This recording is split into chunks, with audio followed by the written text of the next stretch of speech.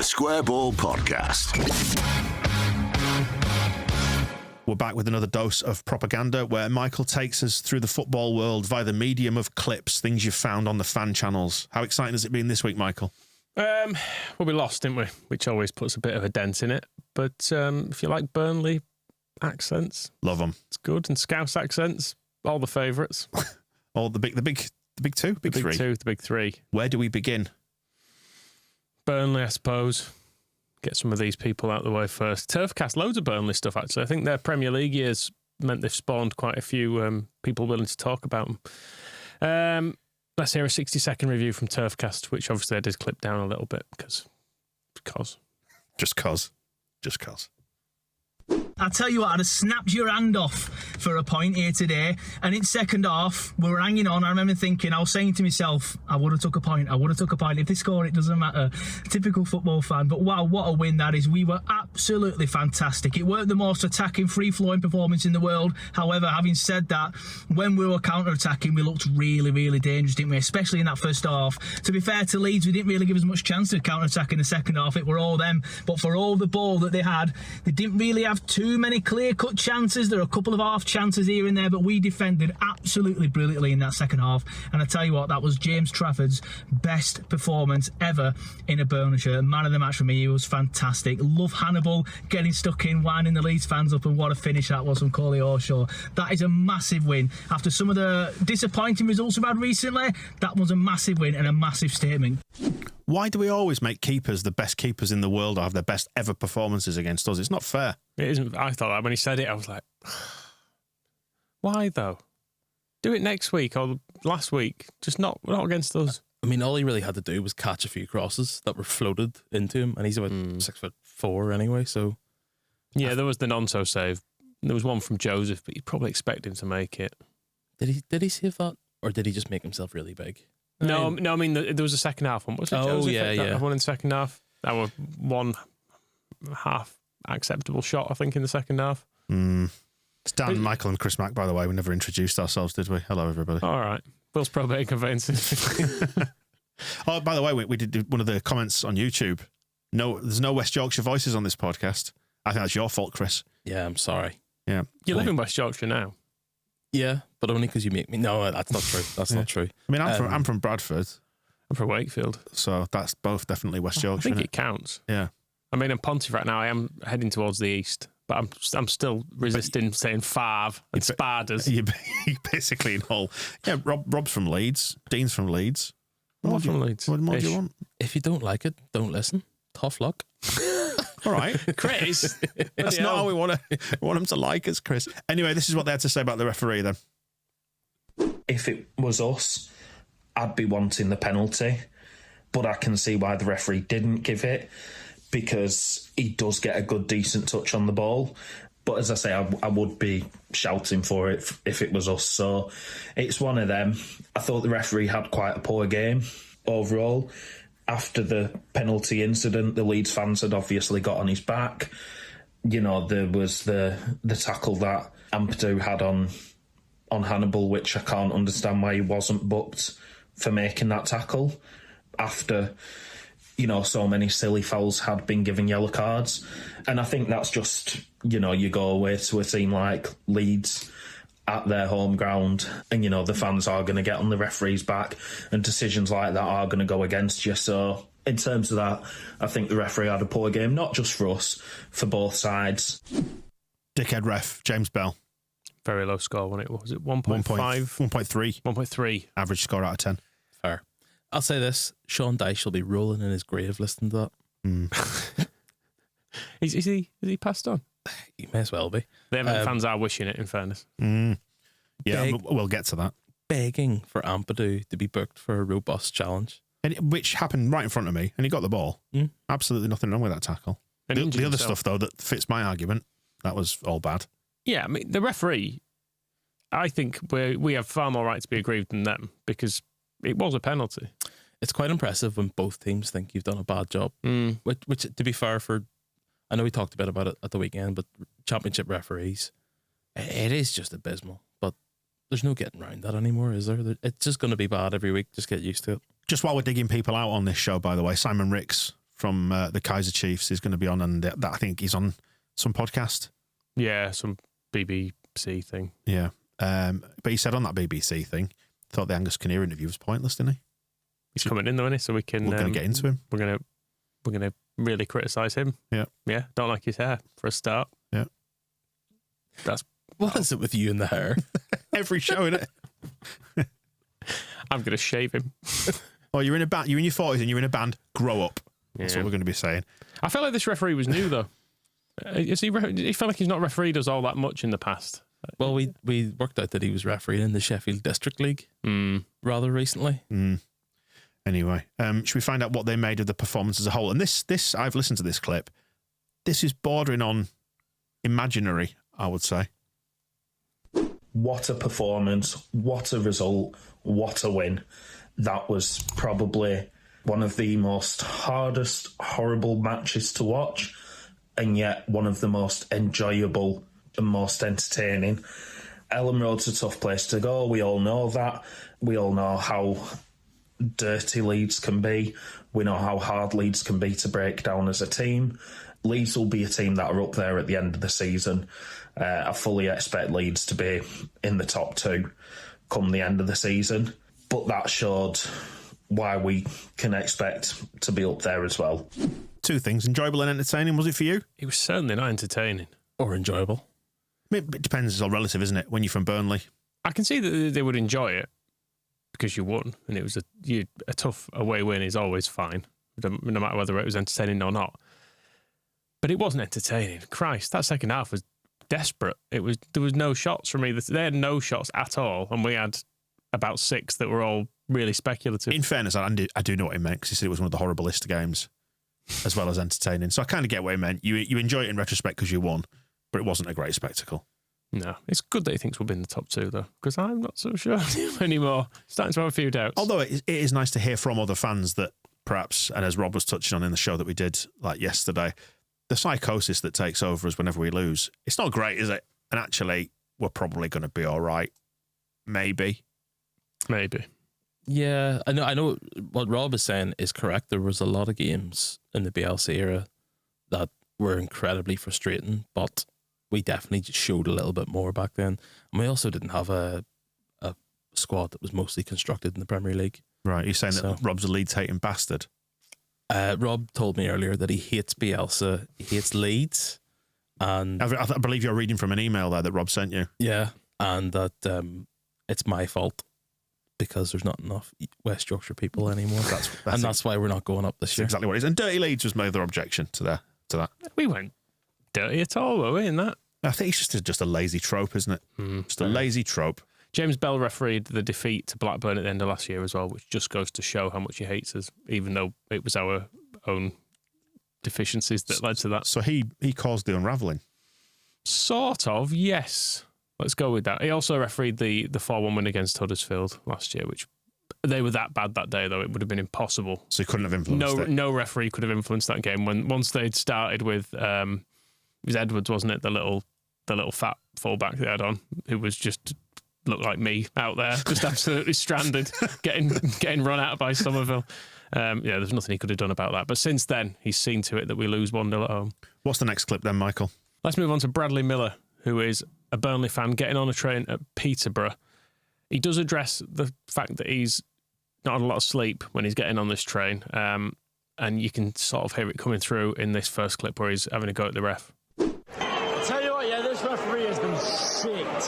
I do not know what he's been giving, what for. I can't even speak at the moment. He's been shit.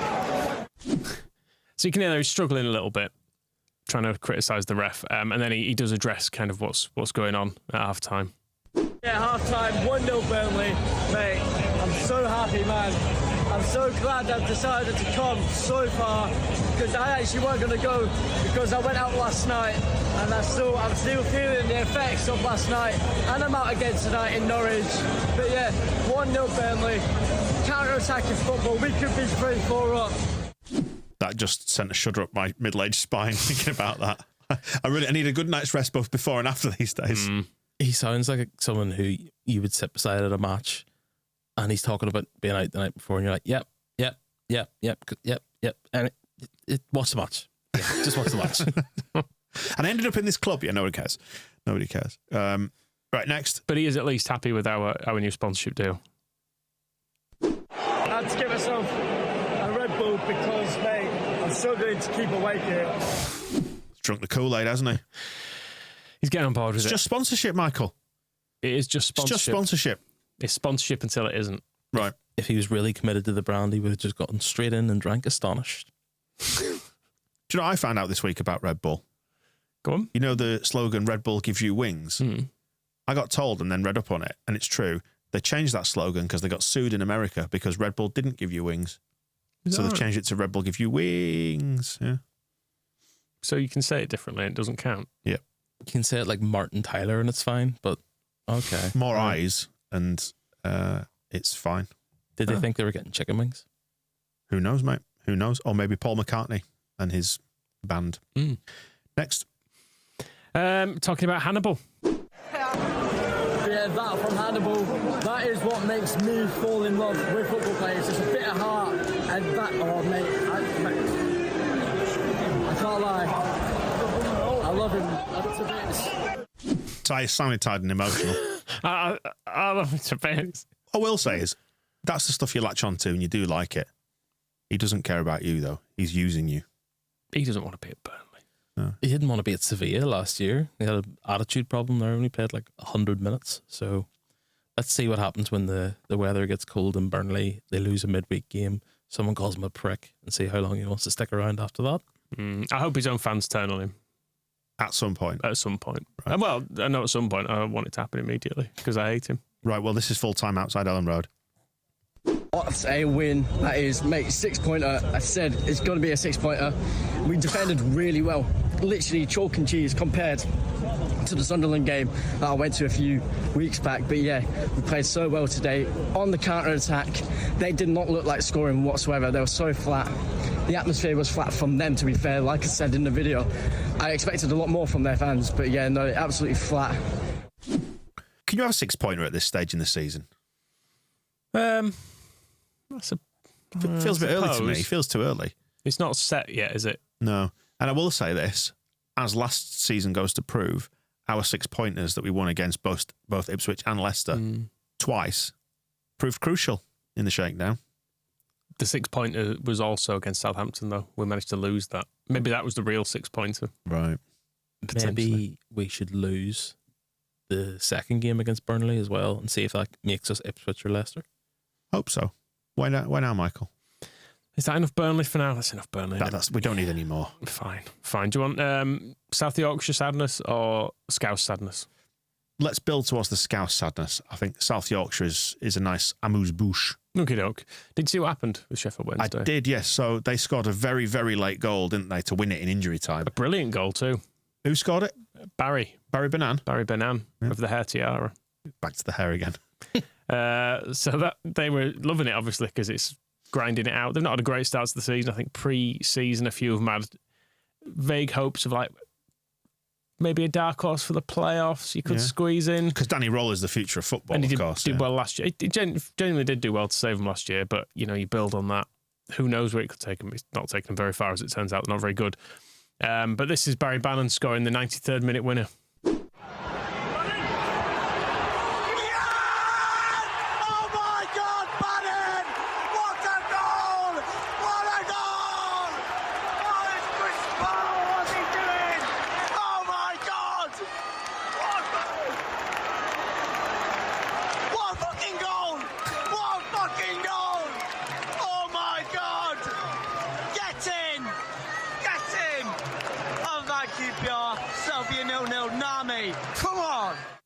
Have that QPR. They didn't settle for a 0-0 in the end. Do you know what they settled for? A 1-1 because they had a goal of their own score. And did you see this goal? It was great. Is this the greatest goal that's ever been scored in the Championship? Or is it the most archetypal Championship goal? I think in the days of passing out from the back and pitches that are not mud baths, it's rare to see a goal like this. This has got a real 90. It should have been scored on the baseball ground in the 70s, should this? How would you describe it, Chris? Do you know the way we're really, really good at getting votes? I don't want to say rigged, but rigged. Can we get this to be Championship goal of the season? Can we petition to make that happen? There must be a way. Because it's like, I don't know whether it's 5 seconds or 15 seconds, but they're just kicking stuff, legs, the ball. I've got no idea grass. which team scored and which player scored. It's just a ball ends up in a net. It's just a pile of bodies.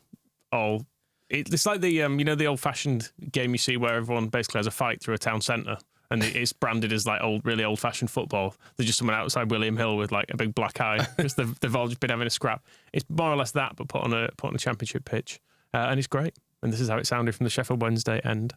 Oh, beyond that. Yes, Bannon! Into him. They got a corner. Keeper's going up. Interesting. Just get rid, Wednesday. Just get rid. Oh my God. Oh, it's pinball. Red! Get it away! Oh my fucking God! Are you fucking kidding me?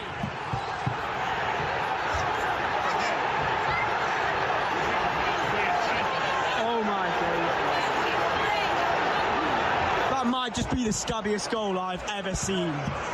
Ever.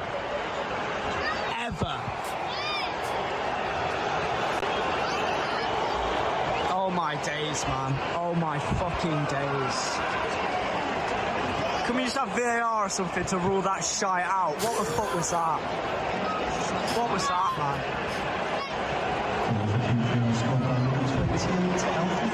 Oh my God, man. Oh my God. You just had that moment and then that happens. It's like, just rule it out for something. It's not fair. I got slightly distracted in the middle because when he says pinball, it sounds like pitbull. And I'm just imagining the rapper Pitbull. Mr. 305. In the 6-yard box. Wow. It's funny how sometimes you want goals disallowing for various reasons. Not because there's anything necessarily wrong with them. Just doesn't feel right. There was one at Hillsborough, in fact. Do you remember when Adam Reach scored that really good goal against us? Oh, yeah. Remember that going and thinking, oh, fuck, that shouldn't count. Because that's just lucky. Like, he's never going to score that again.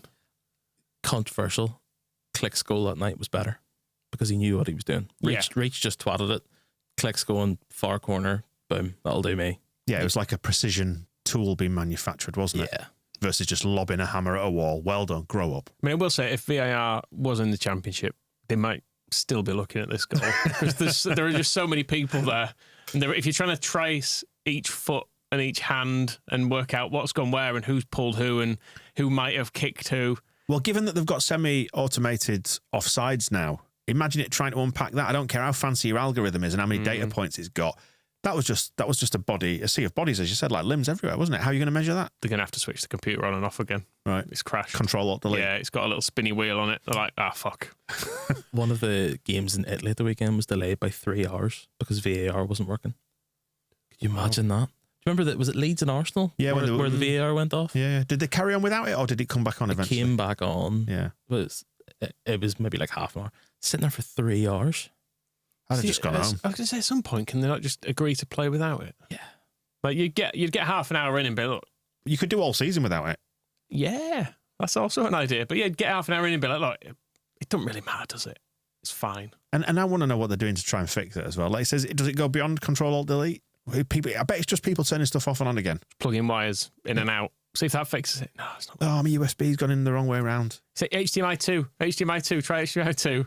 Oh, no, SCART. It says SCART on it. Is that right? SCART Leeds. Bloody hell. All right, Grandad. Right, then let's go to Cardiff from there then, because I feel like we need to finish on Everton. It feels like this is the weekend's high point. Yeah, fair enough. Listen to the quite a nice bunch of lads. I quite enjoyed listening to a view from the Ninian. They've not recorded for a while either, so it was their first chance to talk about Sol Bamba as well. I'm not putting clips on of that because it was quite a long discussion and it was just all really quite nice stuff they were saying. It was actually, this isn't a show for heartfelt emotions, is it? Well, exactly. If you want to go and listen to it, it's the last thing they did. It's about the 48th, 49th minute, but they talk about it for about 10 minutes, 20 minutes, something like that. But it's all nice stuff. And also all the same stuff we were saying as well, just seemed like a really good bloke, as well as being a good and slightly maverick footballer who would go on little charges up the pitch. You do forget sometimes that other clubs have memories of people who played for your team. I feel to me it feels really weird. He's probably at Cardiff for longer than he was at Leeds by a year and a half or 2 years maybe. Yeah, and was part of a successful team at Cardiff as well. Whereas we got to see him in what was a pretty desperate time, truth be told. He made it a bit better, but actually got them promoted, didn't he? So anyway, that's like you said, it's not the show for that. It's a show for misery, is what we're looking for, of people being very upset about losing football games, and they're doing that. This feels a little bit like, are we tempting the fates here? Are we tempting the gods? Well, yes, we definitely are. But, okay.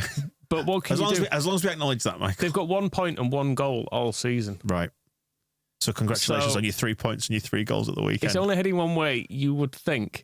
And they lost to Derby at the weekend as well. A game which featured a brilliant miss, actually, from a Derby player. Goes through on goal and just... It's a completely open goal. It's a completely open goal. Yeah. It's it's one of the best you've ever seen. But this is them discussing their defeat to Derby. I'll come to you first. The first thing I've written here is, what a load of shit.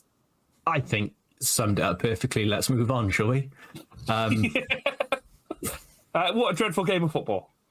It's the same thing, but worse, isn't it? You know how you sort of hope the season gets on and things progress and things get better? They're not. They've started pretty poorly and have absolutely nosedived, haven't they? I really want to be positive and sort of come with this and go because we all predicted a good season for us this year. We were none of that looking over our shoulder and that relegation worries. Everything's on the up. Wow. Club's on the thin. We're right. Yeah, there's nobody behind us. We're not looking over our shoulder. That's very true. But yeah, it's just bleak, isn't it? It's hard not to sympathise, but also to hope that we compound their misery even further at the weekend. And there is a comfort of knowing you're going down as well. I know it's very early in the season for that, but that bit where you can settle into be like, no, nothing good's happening here, it's fine. And then it evolves into nihilism where you just want to quietly tear it all down, but you're also laughing at the same point. 1 goal in 5 games. I've always really disliked Cardiff, so whatever. Yeah, I must admit, we've got a history with them, haven't we? But I think between these lot seem all right, and the young Cardiff City lad seems like a nice lad too. So I've warmed to him a little bit in recent years, but that opinion will change if they beat us because they really shouldn't. I mean, if ever there's a football club that's capable of kickstarting your season, it's Leeds United. It was the defeat. It was the one defeat we managed to wedge in the glorious ends of the Bielsa year, wasn't it? We went to Cardiff and lost 2-0 after the break. That was abysmal, wasn't it? I had a really bad hangover that day. I was on the verge of been out the night before. But anyway, from that for that Derby game, they made a lot of changes. So let's hear how they went. Some of the changes that came in: Bagan came in, obviously Gutas came in, Rolls came in, Colwell came in, El Ghazi came in, Alnwick came in. Any of them do anything for you? No. Good. Changed half the team. Any good? No. All shit. Right. I mean, that was us on Saturday, no? Talking about the subs and Yeah, but there are levels to this game. So we didn't score either, did we? No, we didn't. Where are we going now, Michael? Well, thinking of Sol Bambury or Cardiff made me think of Neil Warnock. So sorry about that. I know. So I did my little YouTube search, order by date. Most recent Neil Warnock thing was this. He's on a balcony and he's doing a sort of a good look video thing. His heart's not in it. I think Doncaster City Football Club are doing really, really well. I'm really pleased to support them and look forward to seeing you. Neil Warnock signing off. Doncaster City, is that a... It's a Willie Mackay venture. Right. Is it Doncaster City FC in the Abacus Lighting Central Midlands Alliance League? Maybe it could be them. Because him and Willie Mackay, I think, were always historically quite close, weren't they? They were, yeah. And like Mackay's boys, they were. Mackay's clients always very close to Neil Warnock too. The relationship between them always cosy. It's nice to know people can get on. I think very much so in a working and a personal capacity. Ain't it just? It's just what it's like here, isn't it? Yeah, and it's like when do you remember Warnock really hated Juve? And then made friends with him. I think was he a Mackay client at that time? I can't remember. I'm trying to remember. I should probably check this. I've just realised because you had your twin boys in making up mug boxes over the weekends. We got all the Junior Furpo mug orders, by the way. Show the mug to the camera just for the video. There we go. Thesquareball.net. There we go. Technically, I've employed your twin boys Here, because you paid them a £5 each. That was paid them out of my own money, though. So it's just sort of then. Just the same. Looking out for your twin boys by giving them something to do. True enough. So does that make me Salomon Alembe? Yes, it does. Nice. I'll take that. Cool. Very good. Should we move on to Everton? Ross McCormack signed for Doncaster. I think he only played one game. It was a weird thing. Wes Hoolahan played a game for him as well, calling in some favours, clearly. Although McCormack and Warnock not famous for getting on, I suppose. Does he actually mean Doncaster Rovers? Because I've been No, not Doncaster Rovers. It is a new. It is Doncaster City. It's a new thing. They got beat. No, they weren't playing last weekend. They lost 3-2 at home to Dinnington Town. Last minute, wasn't it? JFC. I saw that. Yeah. In the 7th. 94th minute winner for Dinnington. Get it up you, as they say. 413 at it. There you go. Right, we've been building towards a climax, Michael. Take us over the brink of said climax. Oh, a horrible image. Do you want to hear some angry Evertonians instead? Have you seen that not to go back to Doncaster City, that Doncaster City team? Obviously, Jack Mackay's in there. Also in there is former Leeds Academy player Callum Nicel. Remember him? I do. He looked like he was going to be quite a good player. I wonder how Mackay got in the team. It's just hard to know, isn't it? Maybe he was just in the clubhouse packing a few mug boxes. Just got the call up. Something like that. It's possible. It is possible. Anyway, yeah, Everton. Chucked away a lead again, didn't they? Which was They did. Which is quite funny. They did. It wasn't quite as painful because they chucked it away earlier this time, which is key, I think. Because the Bournemouth thing, the real heartbreak there was that they were 2-0 at 87 minutes. They chucked this away far earlier. Much easier to take. We've had John on before from the Blue Boys Network, but he's changed, as he's going to explain now.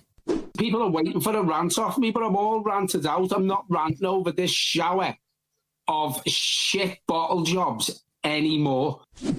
I mean, that seems fair. Like, as you were saying, you kind of start to accept, don't you? You're at the acceptance stage of grief, so he's not ranting anymore. No, he's not ranting anymore. Should we hear what he's doing?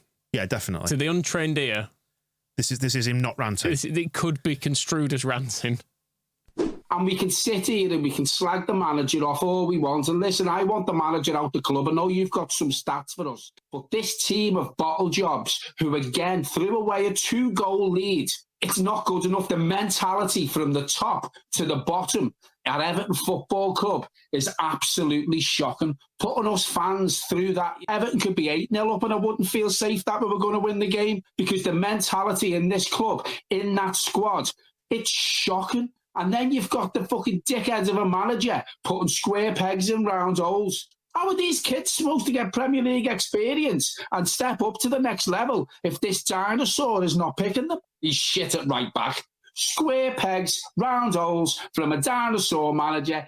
Forget whether the first one was offside or not. As I say, he still fucked it, because this manager is inept tactically, playing players out of position, making the wrong substitutions yet again. And we've conceded 13 goals in 4 games, and we've got 0 points on the board. So don't come at me, anyone in the comments, saying, well, we're fucked and we are doomed and we're going down. Big Sam would do a better job than him, because I guarantee you, if Sam Allardyce was in charge of that squad of players, we wouldn't be bottom and we wouldn't have conceded 13 goals in 4 games. And you can have a pop at me for saying about Big Sam. I'm not saying I want him back. It's a disgrace. That is a disgrace. And this club, this manager, this group of bottle jobs are an absolute disgrace to our club that we love. The results aren't going to change. The shithouse mentality from the players isn't going to change, because they're bottle jobs. The whole team, the whole club is a fucking massive bottle job. Still, at least they've got a nice new stadium on the way. Which they can definitely afford. I've got a good story about why Everton fans are a little bit overly dramatic. So a friend of mine, he went to university in Liverpool. He used to go and watch Everton play with a few of his mates. And it was back whenever Rooney had returned to them. And Rooney scored a hat-trick. I think it was against West Ham. And he was unbelievable that day. And right after he'd scored his goal for the hat-trick, he stuck a pass out for a throw-in. And someone shouted, "Rooney, you're shit." So they deserve everything they get.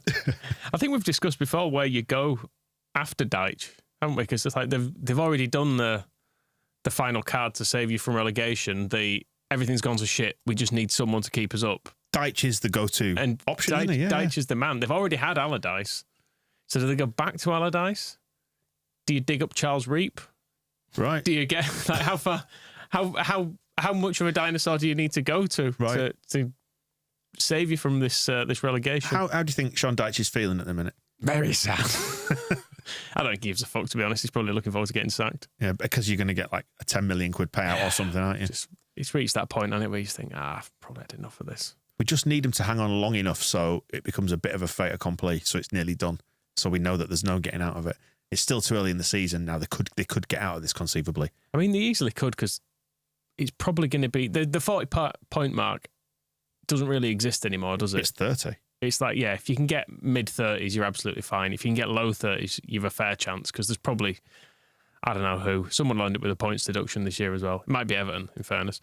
But yeah, the mark for staying up is nowhere near where it used to be. So they probably will still be fine, I kind of weirdly think. I'm just hoping that's for Leicester, because they were crowing about avoiding 1 points deduction already. We just need that sucker punch to hit them for that. They did chuck away a lead as well at the weekend, but I listened back to it and he was not the main guy on Leicester Till I Die TV1.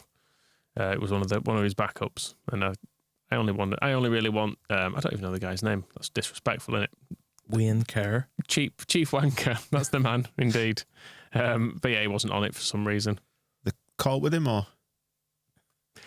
should we hear an Everton Twitter space to finish on? This is Twitter space is the most unhinged bit of fan media now, because I suppose there's a little bit of filtering goes on with YouTube stuff. I know people invite people on streams and stuff, but Twitter spaces just open up and everyone seems to pile into them. If it's YouTube, there's an element of control, isn't it? Because it means someone's hosting it. Whereas this is just it's basically a bum fight. It's a free for all. Yeah, and they're discussing. We've already talked about Sam Allardyce or Ghosts managing Everton, but these are some other suggestions that are coming out in this bit of insanity. Now listen, I've got 3 names for you, right? And don't be coming across me here, Fran. Just fucking listen up, right? Go on, I'm listening. I'm going on mute because I'm go on. If you mention Paul Mullen, I swear I'll never do a space again. Anything like that, anything stupid. I want a serious conversation because it's worrying now. So, me, the first 2 would be Mark Robbins of Coventry, right? And for stability, because he's done it in the league before, I wouldn't mind going for Chris Wilder.